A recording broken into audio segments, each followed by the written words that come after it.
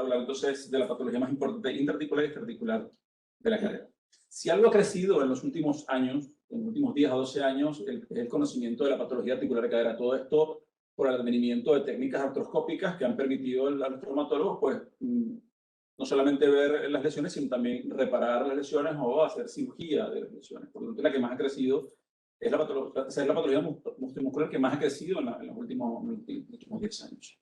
Vamos a mencionar, obviamente, porque es como la reina del asunto, que son los síndromes de impingement femoroacetabular. Hablaremos muy someramente de displasia de cadera del adulto, de la patología del ligamento redondo, de la microinestabilidad no hablaremos porque no nos va a dar tiempo, para después entrar en la patología extraarticular, donde nos centraremos en los tendones glúteos, que es la patología extraarticular más común. Entonces, el pinzamiento femoroacetabular, ya ustedes saben que no es más que la presencia de alguna morfología alterada, o en el acetábulo, o en la transición cabeza-cuello femoral, que eventualmente va a condicionar lesión del labro, lesión del cartílago y artrosis. ¿Vale? Por lo tanto, lo más importante de todo ese asunto es tratar de diagnosticar en etapas tempranas para prevenir la artrosis. Porque ya muchas veces los pacientes a los 50 años tienen una artrosis tónic 3, que ya prácticamente no hay nada que hacer, y de allí la importancia del diagnóstico, ¿no? Y también el hecho de que, si bien es cierto que esto es una patología que puede afectar a deportistas de élite, cada día más todo el mundo hace deporte, y cada día más el atleta de fin de semana o el atleta no élite, pues también es particularmente susceptible de presentar lesiones de este tipo. También ustedes saben que hay 3 tipos de impingement, básicamente el CAM, donde el problema está en la transición cabeza-cuello femoral, el pincer, donde simplemente el acetábulo cubre más cabeza de lo normal, y el mixto. Para efectos prácticos, los dividen así, pero lo que quede claro, una cosa es que la mayoría son mixtos. La mayoría de los impingements siempre son mixtos, son combinados. Hay sobrecobertura acetabular con una transición alterada de la cabeza-cuello femoral superior o antero-superior, y eso generalmente es lo que condiciona el impingement. Más allá de que se clasifican de forma separada, porque es verdad que a veces son mixtos con predominancia a uno o a otro. Entonces, aunque vamos a hablar de resonancia, recordar que la placa es el método inicial cuando se sospecha patología articular de cadera, sobre todo cuando sospechamos impingement, porque tenemos que valorar algunas cositas. ¿Y cuáles son las cositas que tenemos que valorar? Primero, ¿a dónde llega el acetábulo? O sea, ¿qué tan profundo es el acetábulo? El acetábulo generalmente no debería pasar la línea iloisquiática. Cuando el acetábulo traspasa la línea iloisquiática, estamos hablando de coxa profunda, y cuando es la cabeza femoral la que toca o sobrepasa la línea iloisquiática, estamos hablando de protrusión acetabular. Ambas son grados de severidad diferentes de una sobrecobertura, pero son sobrecoberturas al fin de cuentas. Y aquí podemos ver 2 ejemplos donde la línea iloisquiática está totalmente perdida, o mejor dicho, el acetábulo sobrepasa a la línea iloisquiática, y aquí la cabeza femoral es la que sobrepasa a la línea iloisquiática. Entonces, la rayos X siempre es el método inicial para tener una aproximación diagnóstica, a ver si hay factores que pueden predisponer a un impingement femoroacetabular. Y línea iloisquiática, trasfondo de la cavidad cotiloidea, línea iloisquiática y cabeza femoral. También, otra manera de valorar, según aumento de la cobertura acetabular, porque esa cobertura acetabular puede ser global o focal. Global, como ya dije, coxa profunda, protrusión acetábulo, o focal, cuando hay anteversión o retroversión del acetábulo. ¿Y cómo lo valoramos? Generalmente con el signo del cruce. Generalmente el muro anterior no debería cruzarse con el muro posterior. Cuando el muro posterior se cruza y forma el signo del lazo con ambos muros, entonces lo que se conoce como retroversión acetabular. Y a veces también no solamente es importante tener una proyección AP verdadera, sino también tener un falso perfil, porque el falso perfil nos permite medir con un poquito más de exactitud el ángulo centro-lateral, o sea, es decir, la cobertura acetabular que va desde el centro de la cabeza femoral al borde más anterior del acetábulo. Y aquí simplemente ver lo que sería normal y, por supuesto, ver lo que sería el signo del cruce, o crossover sign.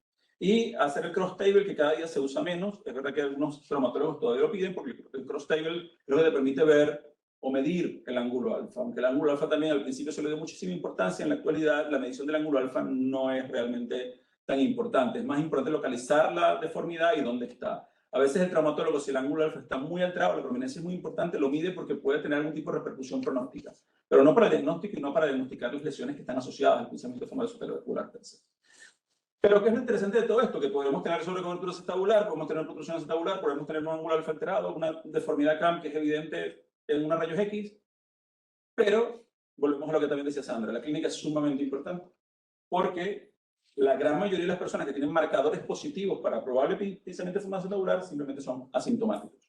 Y muchos estudios lo demuestran, al punto de que hasta casi el 90% de los jugadores de fútbol americano en Estados Unidos tienen marcadores radiográficos de pinzamiento de formación tabular. O sea, o tienen una colcha profunda, o tienen una jiba en la transición cabeza-cuello femoral, o tienen una retroversión acetabular. Entonces, es súper importante que a veces asociemos toda la clínica porque hacemos sobrediagnóstico. Marcadores no es igual a lesión, e incluso lesión no es igual a clínica. Eso que quede claro siempre, porque nosotros hacemos una aproximación diagnóstica más o menos lo más acercada a la realidad, pero muchas veces eso no se relaciona para nada con la clínica. Y ese es el problema, sobre todo, de las imágenes osteomusculares. Entonces, dijimos que tenemos CAM, pincer y mixto. Pero bueno, vamos a separarlo para hacer un poquito más didáctico el asunto.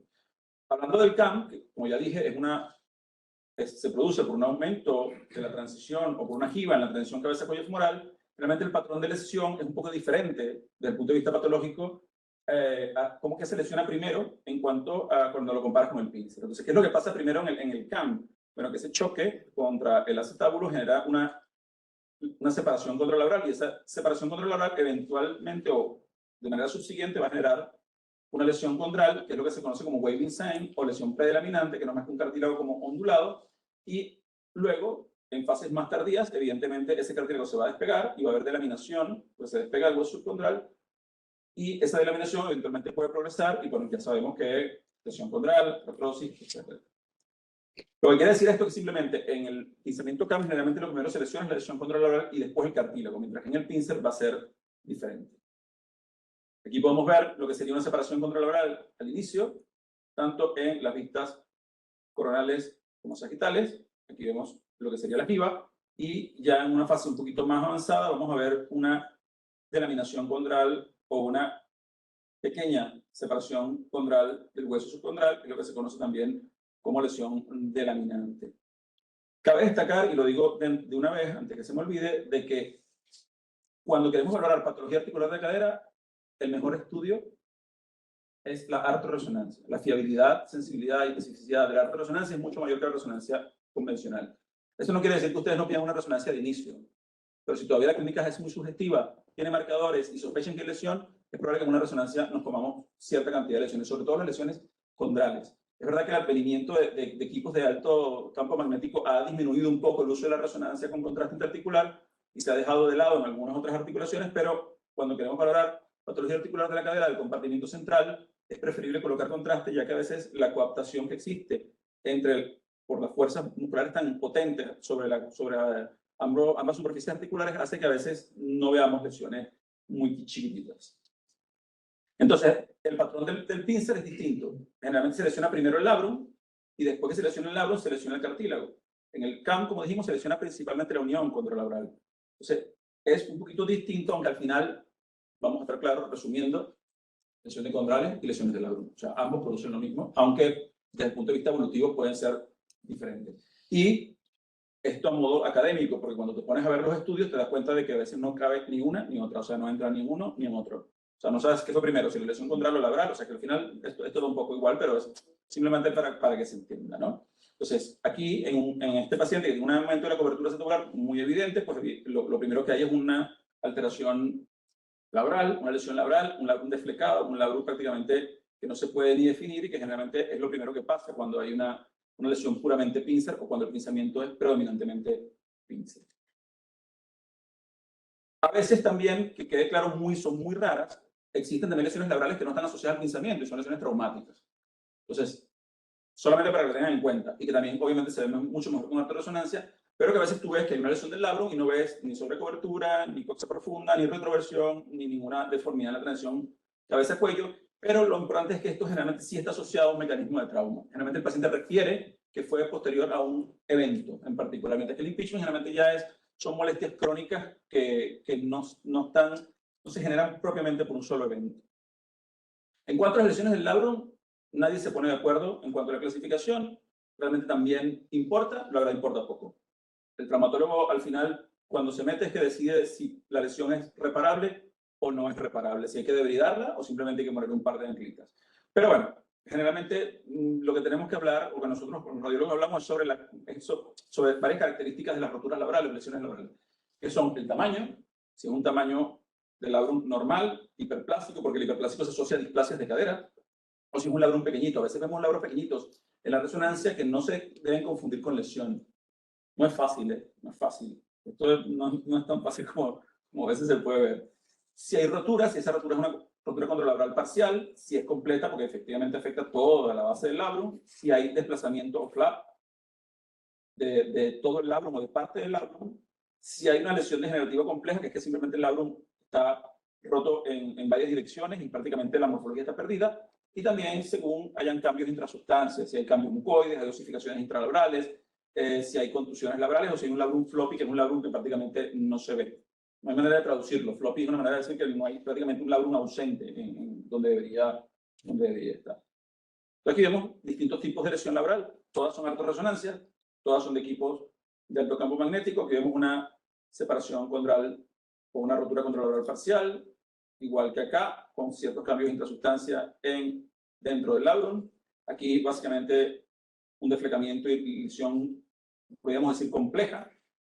Aquí podemos ver un labrum que prácticamente está ausente, que es lo que se llama el labrum floppy, porque prácticamente esto sería como la fase más tardía de esto. Cuando el labrum ya está tan deflecado y roto, se van desprendiendo parte de su sustancia y al final prácticamente no queda sino hueso allí, ¿no? Y por supuesto también degeneraciones mucoides muy importantes con la formación de quistes paralabrales o intralabrales secundarios, que no necesariamente se dan en el caso de rotura, sino también en el caso de degeneración.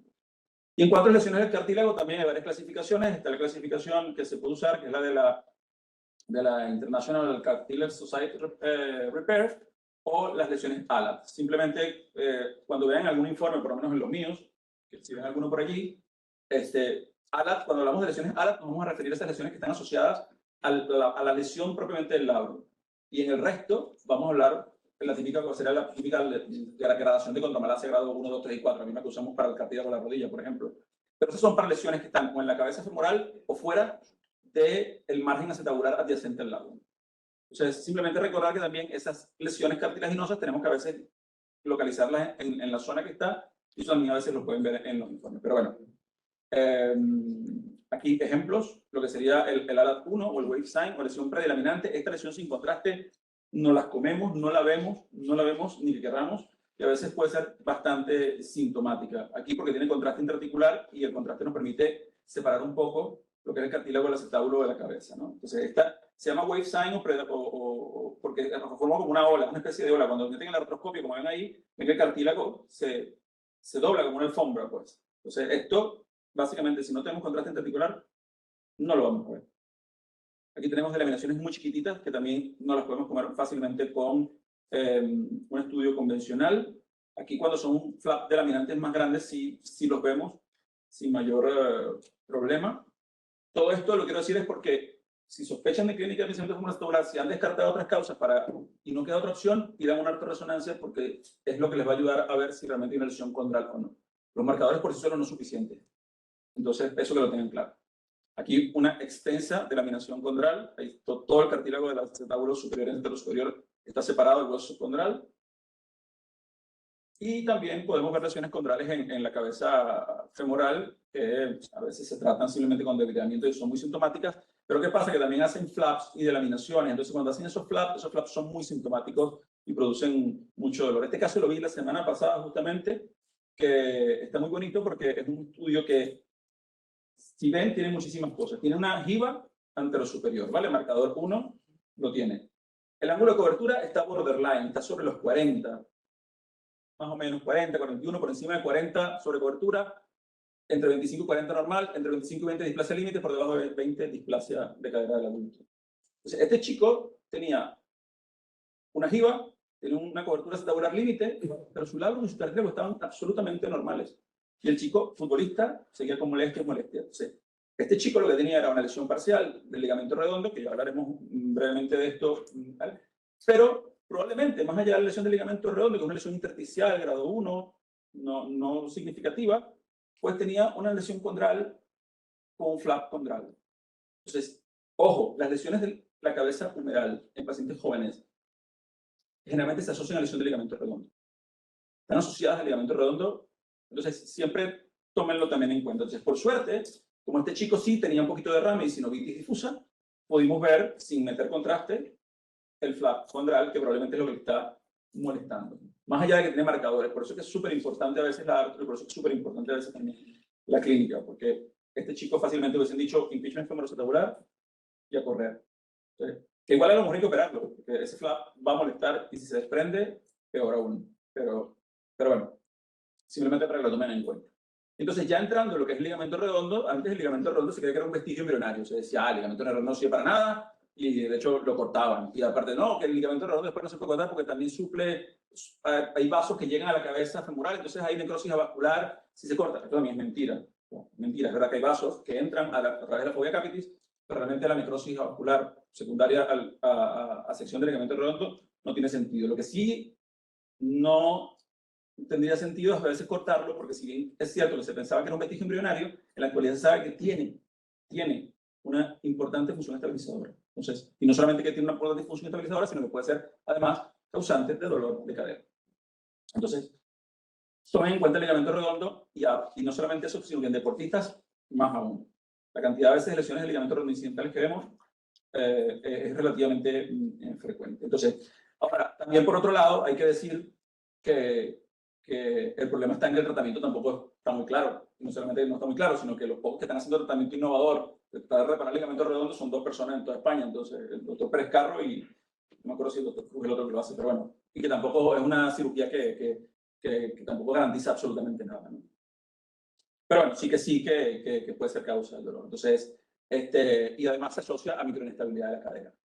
Entonces, es tan importante que de hecho el estudio de tesis doctoral de la doctora Ana Kanga, la esposa de Luis Ceresal, demostró que tiene características funcionales, y no solamente funcionales, sino estructurales, similares al ligamento cruzado anterior de la rodilla, y de allí la importancia de su papel estabilizador. Y de hecho, se dice que controla principalmente la cadera en rotación de 90 grados o incluso a flexión de más de 90 grados.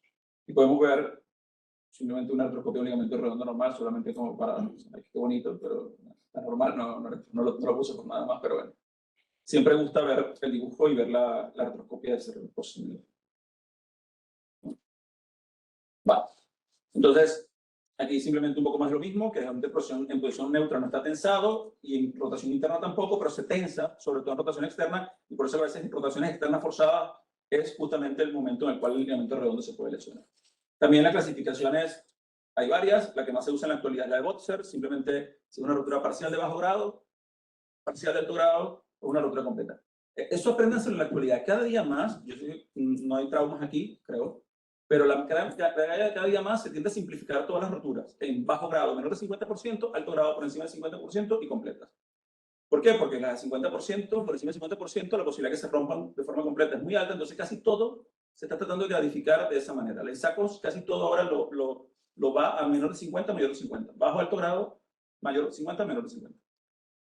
Aquí podemos ver una rotura parcial de alto grado con la correlación artroscópica. Aquí también vemos una rotura que es prácticamente completa, si acaso algunas fibras de la parte más inferior de la fobia respetadas, pero vean como aquí está una rotura prácticamente crónica, que en la artroscopia se ve que está todo retraído. Entonces, generalmente estos pacientes lo que hacen es hacer debridaje y terminar de romperlo, porque duele, y en lo que lo terminan de debridar, pues mejora el paciente.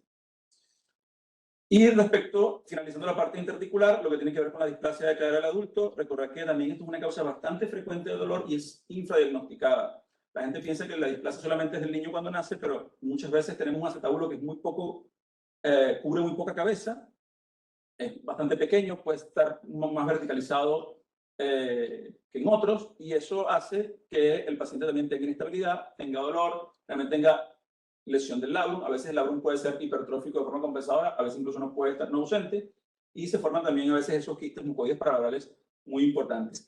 Para mí, dentro de la patología interarticular de cadera, es el diagnóstico que más nos comemos todos, y por eso me incluyo, porque nos comemos todos. Sobre todo porque la mayoría de las displasias son displasias borderline, son displasias donde tú tienes un ángulo de centro lateral que está entre 20 y 25, y entonces a veces, como a todos nos da, bueno, los radiólogos lo digo en general, nos da flojera medir, nos da pereza medir, entonces a veces también simplemente hacemos, tú sabes, al ojo por ciento tal cosa, pero en cadera es importante siempre tratar de medir el ángulo de cobertura, porque eso te va a permitir la posibilidad de diagnosticar que este paciente tiene una displasia de cadera establecida o una displasia límite. Y también esos conceptos han variado un poquito, pero no voy a entrar en detalle con respecto a eso. Aquí ven un paciente que esencialmente tiene un labrum normal, esto es un artro, pero tiene un ángulo centrolateral que es de 17 y 18 grados. Este paciente probablemente joven, porque esto también pasa generalmente más en mujeres y mujeres jóvenes, y si son atletas, pues lo sienten mucho más. Tiene síntomas de microinestabilidad producto de una displasia de cadera del adulto y que eventualmente esta displasia también puede evolucionar a rotura del labrum, lesión de cartílago y por supuesto artrosis. Y otra cosa que también hay que considerar que las displasias de cadera del adulto se asocian también a lesiones del ligamento redondo, bien sea lesiones completas del ligamento redondo o incluso agenesia del ligamento redondo. Una cosa que también a veces es muy común de las displasias, porque vean que esto es una displasia límite, pero aquí una displasia mucho más marcada, que no hace falta ni medir, porque se ve que el acetábulo está prácticamente verticalizado, es que vemos un labrum muy grande, muy intenso, que no se define bien sus límites, pero que está mucho más blanco de lo que debería estar. Y entonces, perdón por las letras, pero es que yo lo había hecho en Keynote y tuvimos que transformarlas a PowerPoint, entonces hay unas letras que van a estar un poco saltando.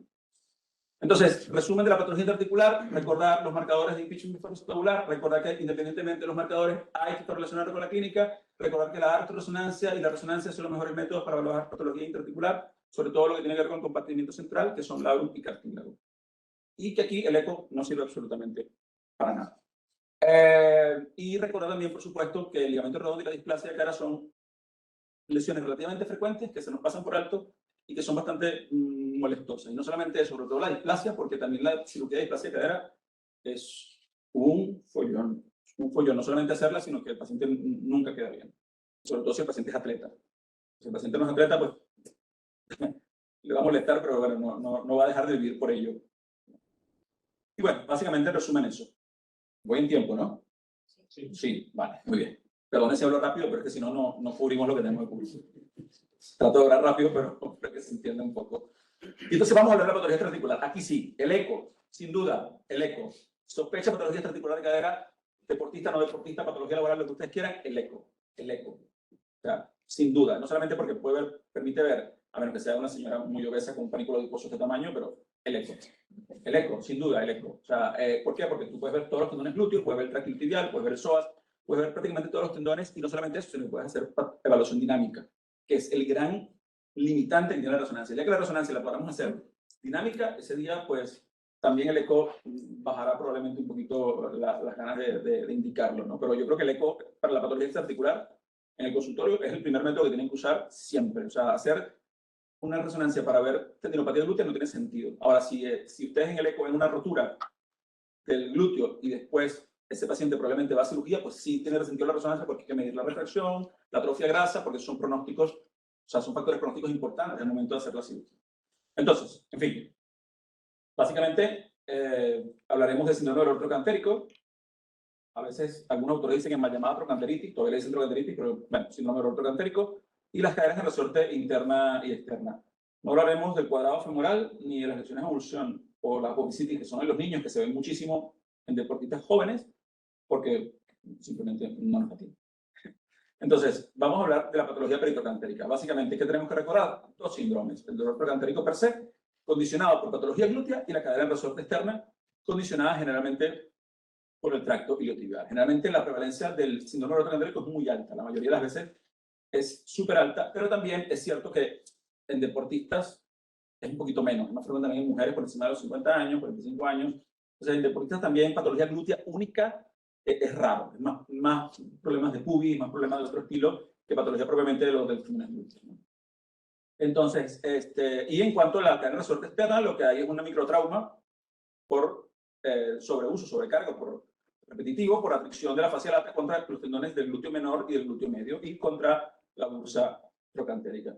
Ya todos ustedes saben que los tendones glúteos también se le considera el maldito rotador de la cadera y que, bueno, también a veces también podemos tener otras lesiones asociadas. A veces también una artrosis puede terminar en una con patología glútea secundaria por problemas, simplemente por adaptación biomecánica. No vamos a hablar de la sintomatología, yo creo que se lo manejan ustedes mejor que yo. Sí recordar anatómicamente algunas cositas, que sobre todo la inserción de los glúteos en el trocánter.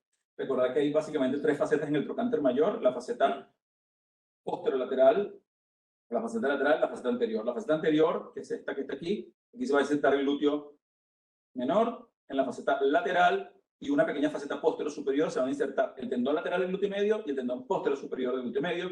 Y en la faceta posterior que se va a insertar ¿quién? ¿Quién? Nadie. No se inserta nadie. Ahí va a estar cerca, o en esa zona va a estar la bursa trocantérica. En la faceta posterior no se inserta nadie.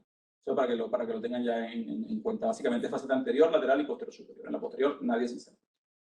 Pero justamente la bursa trocantérica está allí. Porque ese es otro error que a veces cometemos, que decimos que a todos le decimos bursitis trocantérica cuando vemos en la parte anterior. Y la bursa trocantérica está solo en la parte posterior. Y otra cosa, la bursitis trocantérica es rara, pero rara. Rarísima. O sea, todo el mundo a veces lo mandan en la resonancia, bursitis trocantérica. Es rarísimo. O sea, yo he visto 5 o 6 bursitis trocantéricas en toda mi vida de más de 10 años. O sea, súper rara. Lo que sí es común son las lesiones del glúteo. Eso sí es súper común. Es más común la cadena de resorte externa que la bursitis trocantérica. Vale. Entonces, bueno, recordar, como dije, el glúteo menor se inserta en la faceta anterior y luego vamos a ver el tendón lateral del glúteo medio y el tendón posterior superior del glúteo medio que se inserta en la faceta posterior superior, que es este que está aquí. Casi nunca se rompe este tendón, el que se rompe es el tendón lateral. El glúteo medio tiene 2 tendones, un lateral y un posterior superior. El posterior superior casi nunca se rompe. Casi nunca se rompe. Otra cosa importante anatómicamente es recordar que el glúteo medio tiene una continuación de su fascia, o su aponeurosis, perdón, porque fascia también tengo que quitarlo de mi vocabulario, aponeurosis, con el vasto externo. Entonces, por eso a veces muchas roturas son importantes de alto grado, pero no se retraen porque esa comunicación o esa continuación que existe con la fascia del vasto externo. Esto a modo de recuento anatómico, ¿no? Y, bueno, por supuesto, aquí vemos las inserciones del glúteo menor. Y aquí lo que sería el tendón lateral del glúteo medio y el tendón posterior superior del glúteo medio, que a veces lo vemos en cortes un poquito más superiores. Pero el corte que más a mí me gusta para valorar patología del glúteo es el sagital.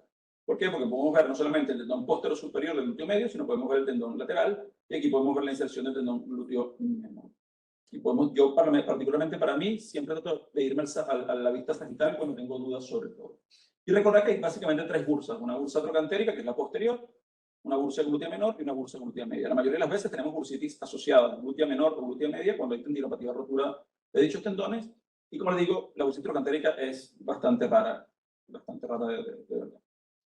Aquí les voy a poner imágenes de eco, aunque yo no hago eco, insisto, hacía eco antes de hacer la residencia y haciendo la residencia aquí por segunda vez, pero en la actualidad solamente me dedico a resonancia. Estas imágenes de eco son de Luis y algunas de Fernando. Simplemente recordar que el eco permite ver el aspecto fibrilar muy bien, permite ver las inserciones perfectamente bien, incluso tanto o mejor que la resonancia. Y en la actualidad hay equipos de eco que son espectaculares. Entonces, eco siempre que sospechen dolor trocantérico. Yo creo que eso no se les va a olvidar nunca y aparte que muchos de ustedes hacen eco y saben que es lo que estoy hablando. Aquí podemos ver tendinopatías y roturas parciales, en este caso el tendón lateral del glúteo medio. Fíjense, hay un marcado edema peritendinoso. Es verdad que el eco ahí queda un poco limitado, pero da igual, porque una tendinopatía y rotura, y si clínicamente la tiene, pues ya no hay mucho más que hacer, ¿no? Entonces, aquí vemos que hay una rotura ya un poco más importante, el glúteo medio, que es una rotura un poco más amplia, de alto grado. Y aquí también vemos lo que se llama el bol trocante o trocante calvo, que obviamente cuando hacen un eco y ven que ya no hay tendón prácticamente aquí, vemos el tracto iliotibial, vemos que hay prácticamente una zona cortical de hueso desnuda, que es lo que se conoce como bol trocante, y eso lo que dice es que hay una rotura evidentemente completa del glúteo medio. Y como digo, fíjense este caso que es feísimo porque es una resonancia de muy buen campo, es una bursitis trocantérica brutal, pero de las pocas que realmente hay. Y bueno, y el eco también fácilmente pues, te permite verlo. Ahora, si tú en el eco tienes dudas, si no sabes ese líquido de dónde viene, pues bueno, la resonancia estaría indicada, pero como digo, no es lo ideal, no es lo inicial. Aquí, tendinopatía del glúteo con bursitis glútea menor. Ven que el tendón del glúteo menor es el que tiene tendinopatía, está discretamente irregular, deflecado, y esta coleccióncita de líquido que está aquí es la bursa del glúteo menor. Entonces, algo que hay que considerar, que esto es más para nosotros, sobre todo para el trauma, sobre todo más que para nosotros aquí, es valorar la extensión de la rotura, si la rotura es parcial, completa o intrasustancia, si es de alto grado o bajo grado, como dije, 50% más o menos. El tamaño de la rotura, si podemos medirla en milímetros, qué tanto está retraída, eso sí es importante, y qué tanta atrofia muscular puede haber en los vientres musculares. Aquí, eso sí no lo van a ver muy bien con el eco, porque la atrofia muscular tienes que ver en el vientre, eso lo ve más en la resonancia. Entonces, y por supuesto, valorar la posibilidad de lesiones asociadas, pero sobre todo el grado de retracción y la atrofia muscular es importante para que el traumatólogo le diga a la persona, oye, mira, yo te voy a reparar esto, o voy a intentar repararlo, pero tú tienes esto es muy crónico, tienes una atrofia de grasa muy marcada, la posibilidad de que eso se rompa otra vez es muy alta. Esto tiene un factor pronóstico muy importante. Cuando veremos mañana hombro, lo veremos también respecto a esto, que son factores que hay que tomar en cuenta al momento de la decisión quirúrgica. Aquí es una tendinopatía también muy importante del glúteo menor, con una marcada bursitis glútea menor y media, y vean que también hay afectación parcial del tendón lateral del glúteo medio, como un tendón posterior superior glúteo medio, pues, que está absolutamente intacto. Simplemente aquí para, bueno, lo que les había dicho, medir el tamaño de la rotura si es posible, medir la retracción si es posible, y por supuesto, porque eso le va a permitir al traumatólogo tomar la decisión quirúrgica más adecuada. Y simplemente lo que les había comentado, que la comunicación que existe del glúteo medio con el vasto externo. Ven que hay una rotura del glúteo medio, del tendón lateral, que se extiende al vasto interno. Y es una rotura bastante importante, pero que no está tan retraída, muy probablemente por esa comunicación aponeurótica entre ambas estructuras musculares. Y aquí, por supuesto, como les digo, valorar de forma comparativa y simétrica la atrofia grasa de los vientres musculares. Aquí son unos vientres musculares normales, pero ven como aquí hay un poquito de atrofia, sobre todo en el glúteo menor. Aquí ya la atrofia es un poquito más marcada, en grado 2, menor del 50%. Aquí ya hay una atrofia mucho más marcada, 50% de atrofia grasa más, y por supuesto ya aquí prácticamente no existe el glúteo menor en este caso, y ya el glúteo medio también tiene cierto grado de infiltración grasa. Entonces también es súper importante valorarlo cuando viene patología. Y aquí, por supuesto, prácticamente no hay músculo, esto es pura grasa sustituyendo a las fibras musculares. También la tendinopatía calcificante se puede ver perfectamente con eco, y es una causa relativamente frecuente de dolor trocantérico. Podemos ver estas zonas hiperecogénicas justo en la inserción del tendón, y que a veces en la resonancia pues simplemente se ven negritas con hiposeñal y con evidentemente un halo, evidentemente no, a veces en algunos casos con un halo de hiperseñal por edema perilesional. Y por supuesto la placa es evidentemente diagnóstica. Algo que les tiene que quedar claro, y eso también a veces, porque a veces he tenido ciertas disyuntivas con algunos médicos, que en la placa veo calcificaciones, en la reso no. La resonancia infraestima las calcificaciones. Si son calcificaciones chiquititas, la placa se los va a enseñar, incluso el eco, mejor que la resonancia.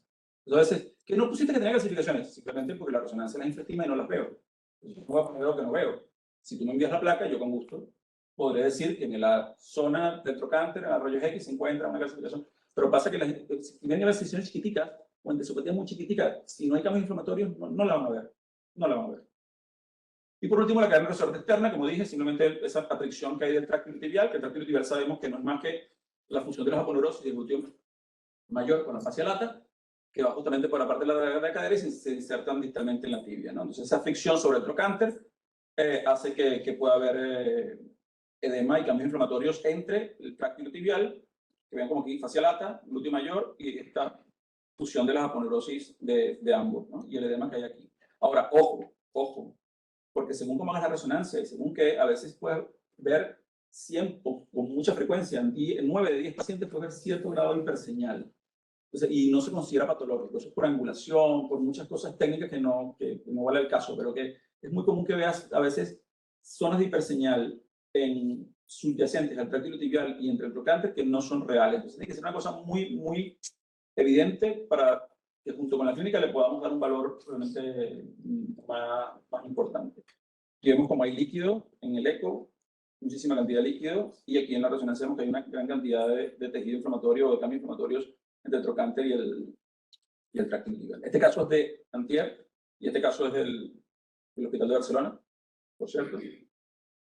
No del Barça, sino del Hospital de Barcelona, donde evidentemente es un chico que venía con dolor, no decía más nada, todo el estudio es normal y lo único que se ve es que hay mucho edema entre el tracto tibial y el trocánter. O sea, nosotros a veces vamos con cautela. Yo siempre pongo valorar clínicamente infección tibial.